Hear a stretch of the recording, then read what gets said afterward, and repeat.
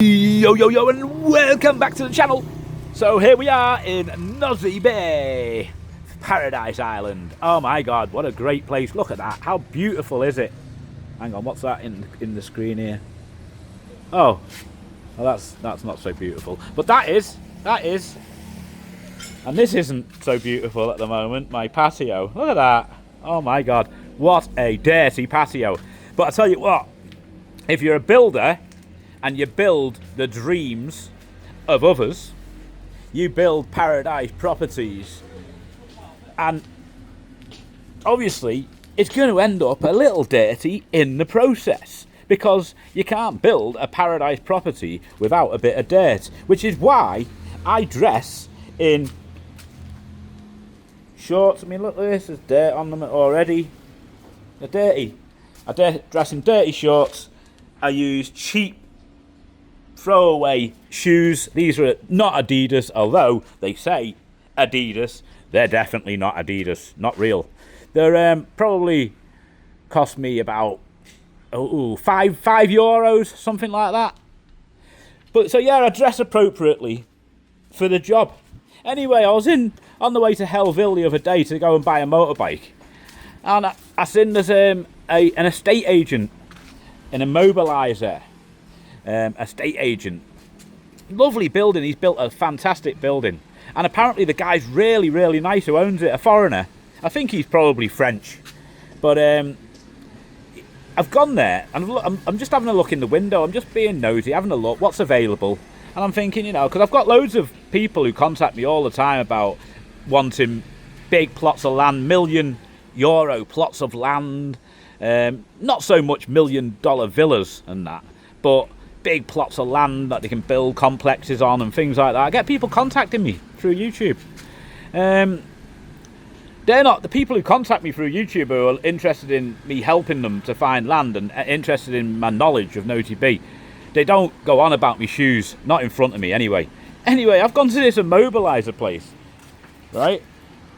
To this real estate agent's office, and I'm looking in the window, and there's properties there. There's like one here, bang, for like €850,000, another one next to it, another one next to that, €650,000. This one says, I think it says non-consult or something. So basically, they want you to go there first of all, check the property out, and then they'll hit you with the price and say, yeah, it's 50 hectares. It's 30 hectares, it's on the beach, it's $4.9 million.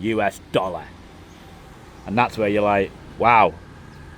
Because if you're going to invest $4.9 million, right, into a plot of land, then you need to be building something like, probably, I would guess, at least 10 million worth of development on that plot of land. So that's 15 million. Before you start. And if you're going to invest 15 million in Africa as a foreigner, which is the target audience for his estate agents, then you should be worth at least 4 times that, I reckon. At least 3 times that. You want to be worth at least 3 times that. You don't want to put any more than like 25% of your worldwide net worth into Africa as a foreigner. In my opinion, it's dangerous. Like, maybe as you get older, like as I get older, I'll put more and more into Madagascar and pass more and more of my wealth over to my family. But I'm scared. Things can go wrong. Like, things can go all pear-shaped. It might even be my family's fault. Anything could happen. Like, and I like the idea of having a bit of wealth overseas. But going back to this immobiliser, right? So I've gone there. I'm looking in the window. And the woman comes out and says, oh, in French, can I help you? And I'm like, oh, I speak English. And my wife was with me. She speaks fluent English, fluent French, fluent Malagasy, very intelligent. But I thought, no, if somebody can speak English, I'll speak to them directly in English. So good on the guy who owns that place for managing to get a member of staff who can speak English and French. The problem lies in when I asked the questions, and because I looked the way I did, dressed the way I was in a sun-drenched t-shirt which is faded, and shorts and those flip-flops that I showed you, I thought, I'm not going to say it's for myself. I'm not looking for myself. I'm going to say I'm looking for clients. But I am interested in looking for myself. If I find a property that I want to buy, I'll buy it directly. I'll buy it just like that. I'll find a way. Always, I'll find a way. So, as I'm leaving, she just looks down like that. Then looks back up at me with a look of disgust, as if to say, what's this scummy little homeless tramp doing stood on my driveway? Who does he think he is, wasting my valuable time? I was like, huh. I got back on my motorbike and said to my wife, I said, did you see that? And she's like, yeah, I seen that, like. And I was like, interesting. I felt like going back there and saying, yeah, I want to view that property for 860,000. That one for non-consulting, whatever that is, I'll view that. I want to view that one. Yeah, let's book the whole day tomorrow. I want to view them and video them for my channel. And I'm thinking, I've got like nearly 6,000 subscribers. There could be one subscriber in those 6,000 that's interested in doing business with that immobiliser. And I'm thinking, do I, one, go there and say, hello there, me again, here I am, where's your boss? I want to speak to your boss. I want to tell your boss how he should run his business. That's what I want to do, because I believe I can run it better than him, because the staff member he's picked may speak French, she may have a good resume, she may speak English, she may speak Malagasy, she may smile if you turn up in a shirt and tie with a briefcase. But if you turn up as a rich millionaire investor dressed in your work clothes because you're more interested in running your business correctly and making money and paying the bills and making sure your staff's jobs are secure, so you dress appropriately for the job in the dirt, then it comes down to the fact that you can't judge a book by its cover. Yeah? And for all he knows, this owner of this business, this one here, this immobiliser here, if you know the boss of this company, tell him to contact me or tell him to watch this video, because his staff are not helping his business. Because now I've just advertised his business to 6,000 people. Maybe more. Because obviously that's just me subscribers. So maybe a lot of people, maybe it'll go viral. And everybody on the island will see it. And his business will be finished. You know what I mean? Or maybe people will realise, like I've realised, that it's not his fault. You can't blame the owner of the business entirely when you've got Madagascar staff working for you, because it's really, really hard to work alongside the Malagasy as a foreigner. It's very difficult, like, and you're always, the more staff you've got, the more problems you've got. The best thing to do in Madagascar is to do nothing at all. That's the best thing to do. Just enjoy life. But yeah, have a word if you're watching this video and you own that immobiliser. Have a word with your staff or sack her, because she's a fucking idiot, absolute twat. I felt like going back and saying, yeah, I'll buy that villa there for 800,000. I want that. You know what I mean? But then I'd end up with a villa for 800 grand, and I think, why have I bought that? What have I bought that for? Making gravel. Got a lot to go. Woo-wee! You got a big pile. If we make all this yab into gravel, into kayas, yab, Miss Avili Maru, dollar. Huh? Make it possible, like. How much, Chino? Dimi million, Ari. Get Maru sacks of that, like, there. Maru, baby. Many sacks of gravel we could have and sell down the bottom there. But, I ain't got time for that, like. I'm paying these guys probably 3 times the price of what the people who actually make the gravel pay themselves. There's guys that do, there's women mainly that do this job. Many of them, they just do bang along all day. It's not just women, there is men there as well doing it. But hard job, like. I reckon. They like it. Do you like it, Sewer? You like this? They like doing it. Very good, huh? Wow. Kapiki. Peanut. You owe me Maru dollar like yeehaw. You owe me Maru dollar. Maru dollar to Zahu. Taylor Ali. Okay. He said to me yesterday morning, he said, Mila's pick up Zanzi. I need to go get me little brother from the port. Can I borrow 10,000? I only had 20, so I'll give him 20. And then he said, I'll work in the afternoon, which is half the day, so half of 20,000, 10,000. And then at the end of the day, I give him 20,000, so I'll give him 40 for 10,000's work. He owes me 30,000 him. You're getting Rial a day for the next Telu days, you. 10,000 a day. €2 a day from now on for the next 3 days, and then you're back to €4 a day. Good wage, €4 a day for these boys. Good wage, like, especially him. All of these free. All of them free. And him. All of these, 4 of them. It's a good wage, like. It's a fat income, like. Big income. Karama Maru, like you get, huh? Huh? Miss? Huh? Zanzi? Karama Maru. Big Karama. Ruali. Huh? Tara?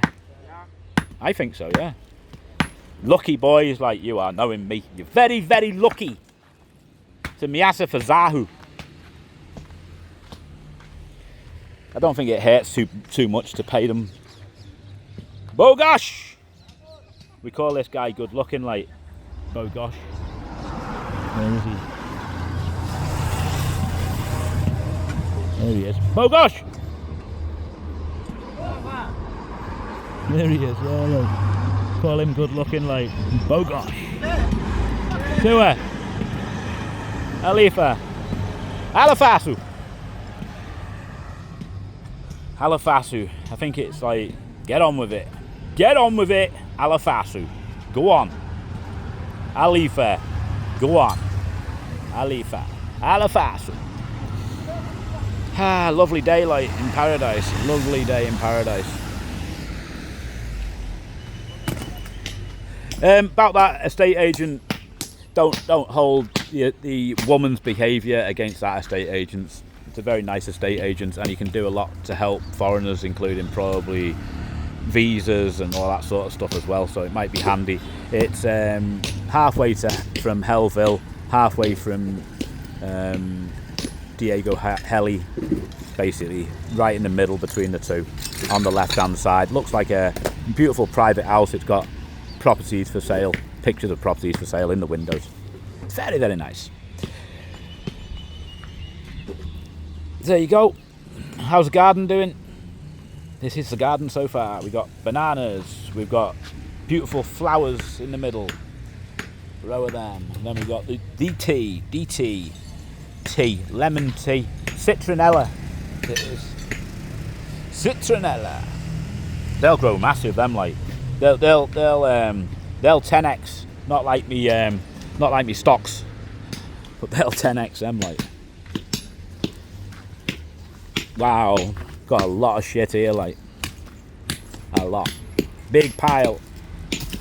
I don't really want them breaking this kayak, like. It's too much paying all these, like, €4 a day to do this when I could get some girls to come here and do it for €2. Doesn't make financial sense, does it? Oh, we're digging back here, like, we're getting it back. It's doing well. We're into the bedroom area now, the back second bedroom for the apartment 3. Very, very nice. A lot of weight in this bit here, though. This needs to get pulled down fast, like, before it crushes somebody to death. There's a lot of weight in that bit. It's just hanging there mid-air.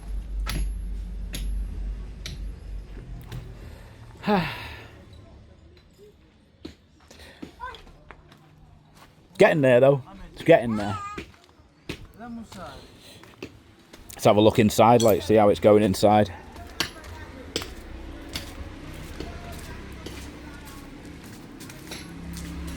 Leaving apartment 3, this apartment here, I'm leaving this until apartment 4 upstairs is completely finished. Then I'm going to start on this one. and get this one right. But there is jobs I need to do on this one to make sure that the apartment for the ceiling of this one and the floor of the next one is sound. So we've took the bedroom right back to here. They took it a little bit too far, to be honest with you. But it's going to be a nice long bedroom. This wall's had to come down because it was sticking out 70 centimetres like this side here. Meant to be where the blue paint is. And it's just like proper sticking out. So all that's got to go to here. And then I'm going to build a big retaining wall out these block. Double wall, bangs it to hold this bit up, to hold the upstairs up. Where this line is here, that's where the wall for the office is going to start. I'm going to have a little 2.5 metre wide office by about 4 metre. Just a little office that I can keep my paperwork, and all's good. That's what I'm thinking anyway. Or it could be a laundry room or a food storage room for extra storage for the kitchen, something like that. Maybe. We'll see what happens. I should imagine I'm going to use it as an office, that one. Let's have a look upstairs. Let's check it out. The stairs need to go. We'll rebuild this wall here, and this will be the wall. This will be the wall for the for this bedroom. Probably comes to this post and rebar that you can see going across. That'll probably be the bedroom here. And then we'll have bathrooms. One bathroom for the here, one bathroom here for the bedroom, and one bathroom downstairs for the swimming pool, garden, staff, whatever. Little bathroom, outside bathroom there. Very nice.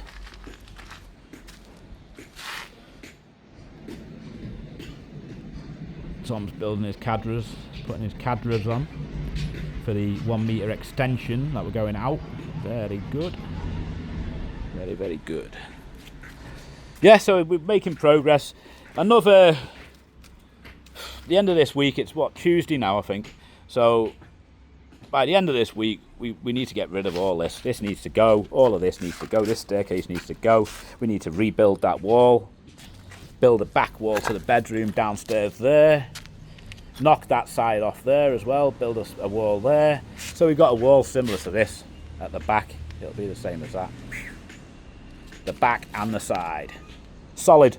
And then no water's going to come through it. It'll be solid as a rock. We'll sand cement it to match the rest of the bedroom. And we'll have a nice big bedroom, like. Nice big bedroom indeed. It's going to be, 1, 2, 3, 4, 5, 6, 7 metres or something size bedroom, that. 7 metre long. Phew, decent. Very, very decent size. Everything's looking good. We've got the back wall complete. It's all solid. We've got a nice little gutter running behind it as well. So all the water will come down from the heavens down here, hit the gutter and run. Half of it will go that way. The other half of it will go that way. And then it'll run down. When it gets down further, I'll figure a plan out of how to send the water to the road. It needs to go through the neighbour's garden, and either they're going to say, yeah, bang, you can put a drain pipe down the edge of me garden, down here, running directly from this gutter. You can see the gutter here. Where is it? There. There's the gutter at the top there, so it'll run off that, come down here, down there, run down this edge here, and it'll go through that gap at the bottom of the parapet wall at the bottom there, on that side of the wall, and down and away.